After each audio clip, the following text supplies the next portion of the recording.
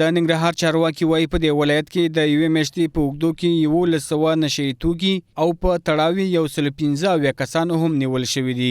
د ننګرهار والي شاه محمود میاخیل وایي پولیسو 150,000 سعودي ریاله هم نیولي چې داعش ډلې ته لیږدول کېدل. نوموړی زیاتوي چې هممهاله 22 میله بېلابېل ډوله وسلې هم د پولیسو لاسته ورغلي دي.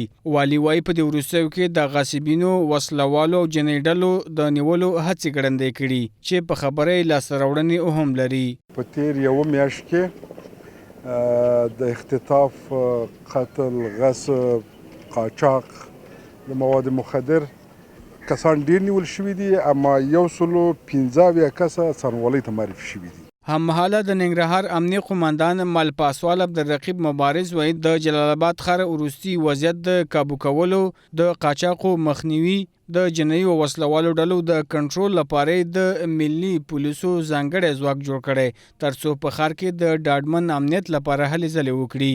د قماندان په خبره دغه ملي پولیس به د ښار 4 دروازو او 4 لارو کې 4 ساعته دنده اجرا کوي.